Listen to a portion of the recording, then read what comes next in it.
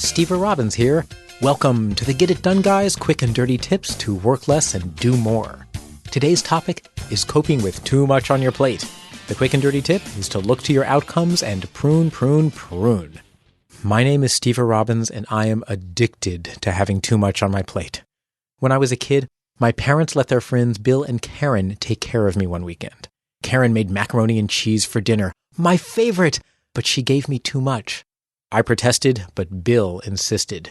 "You're not leaving this table until you clean your plate." 4.5 hours later, he gave up. The score, Stever 1, macaroni and cheese 0.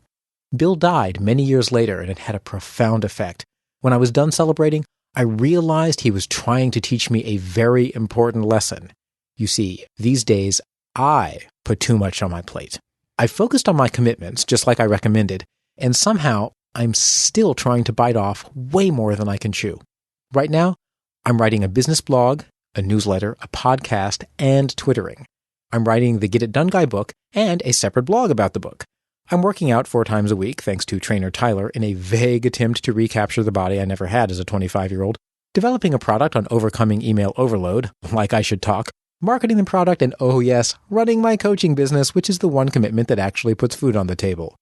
But not macaroni and cheese. It's too soon for macaroni and cheese. Yes, I know.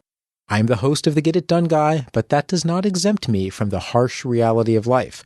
There's only so much I can do in a week, even if I am a creature from another dimension with a lifespan of centuries. The tip is to drop something. What, you cry? That's obvious. Uh-huh. Sure it is. Take a look at your list of ongoing projects. When was the last time you resigned from an important committee, broke up with a spouse so you could spend more time at work, or put your kids up for adoption to make more time for the bowling league? See? It's not as easy as it looks. When you're overwhelmed with ongoing demands, you have limited options. You can start doing a crappy job at everything. You can try to do everything and instead become a basket case. Or you can choose something to drop. My commitments relate to just 3 life goals: getting a manly man body, running a successful coaching and consulting business, and building a wide audience for my burgeoning media career so I can become a famous personality and be invited to Brad and Angelina's house for lasagna, not macaroni and cheese. If I were Arnold Schwarzenegger, I could do all 3 at once and be governor of California. Sadly, however, my pecs aren't quite that big. Yet. So I need to reconsider these ongoing commitments by matching them against my major life goals. Goal number 1, getting a manly man body. I have only one commitment related to this goal: working out. That stays because my vanity is way too important to neglect. Goal 2, running my business.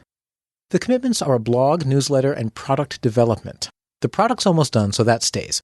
The blog and newsletter take tons of time, but do they get clients? Not so much. My traffic is relatively low. When I'm published elsewhere, I get clients. Maybe I could write less and reprint existing articles in more places. In the time it takes to write one article, I can adapt existing articles for a dozen other publications.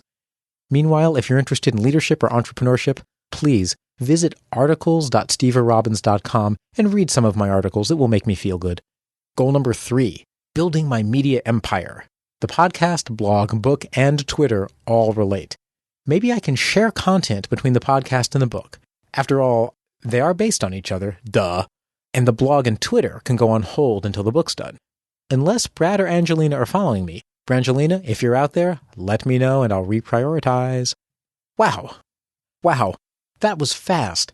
I'll be suspending one blog and newsletter, putting the other blog and Twitter on hold until the book's done, and combining my podcast and book writing efforts. That's a huge reduction of effort in 4 minutes of thought? Do try this at home. List your commitments, the projects and organizations that use regular time in your life. Group them by major life goal. Then, for each goal, look at that goal's commitment list and drop, combine, or delay commitments. You'll be amazed how much you can remove from your plate without sacrificing one iota. And even though I'm not totally sure what an iota is, it sounds like it would go great with a nice big plate of macaroni and cheese. This is Steve Robbins. You can find this episode's transcript at getitdone.quickanddirtytips.com. Work less, do more, and have a great life.